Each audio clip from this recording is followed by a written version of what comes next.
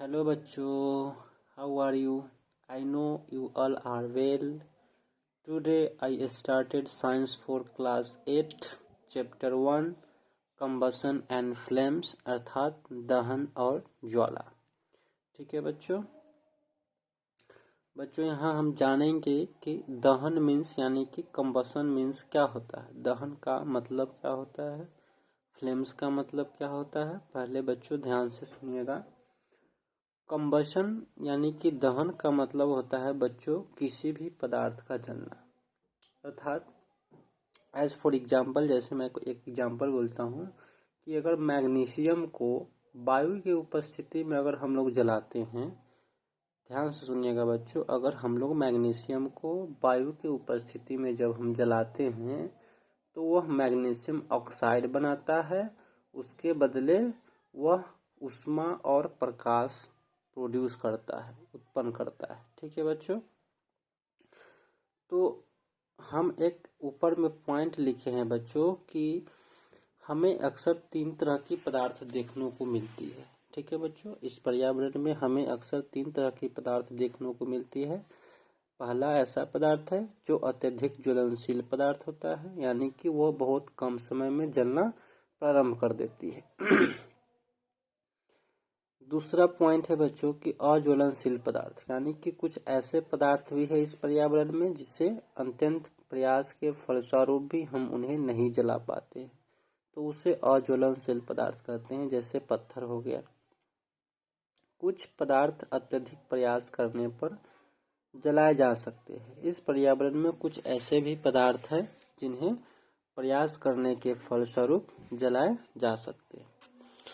Next star point करके मैंने लिखा है बच्चों कि यदि कोई पदार्थ जलता है तो उसे दाह्य पदार्थ कहते हैं।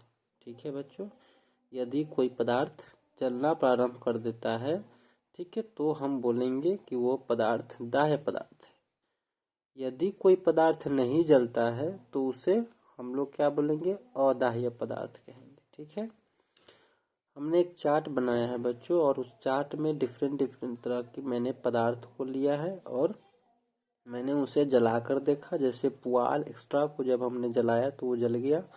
ठीक है, माचिस की तिल्ली भी जल जाती है बच्चों, मिट्टी का तेल भी जलता है, पत्थर के टुकड़े भी जल जाते हैं, कागज के टुकड़े भी।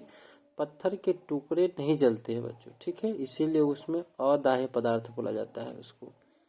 जैसे मैंने पहले भी बोल चुका हूँ कि पत्थर के टुकड़े अदाह्य पदार्थ हैं, मतलब अज्वलनशील पदार्थ है, वो जलते नहीं। कागज के टुकड़े जल जाते हैं, कोयले के टुकड़े भी प्रयास करने के फलस्वरूप जल जाते हैं। ठीक है बच्चों, नेक्स्ट टॉपिक है बच्चों कि पदार्थ का दहन और जलने की प्रक्रिया।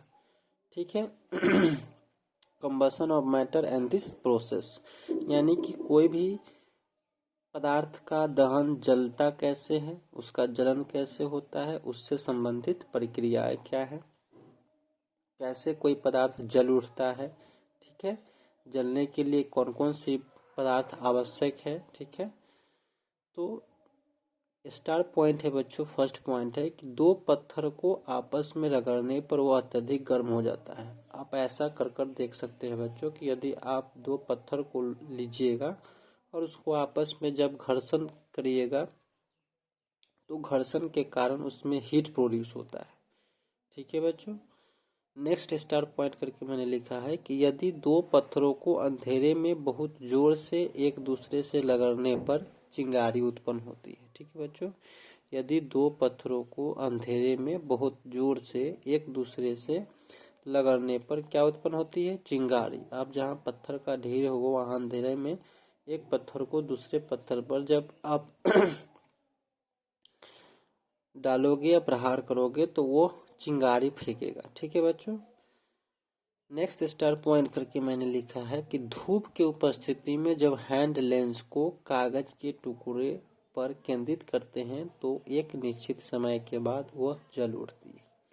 हैंड लेंस कहने का मतलब बच्चों कि जो मैथमेटिकल इंस्ट्रूमेंट्स बॉक्स होता है बच्चों, उसमें हैंड लेंस होता है। उस हैंड लेंस को अगर धूप के उपस्थिति में उस कागज के टुकड़े पर केंद्रित कीजिएगा तो वो कागज कुछ समय अंतराल जलना प्रारंभ कर देगा। ठीक है बच्चों, नेक्स्ट स्टार पॉइंट करके मैंने लिखा है कि किसी चीज को जलाने के लिए हमें क्या चीज की आवश्यकता पड़ती है, ऊष्मा या गर्मी की जरूरत पड़ती है या आवश्यकता पड़ती है। ठीक है बच्चों,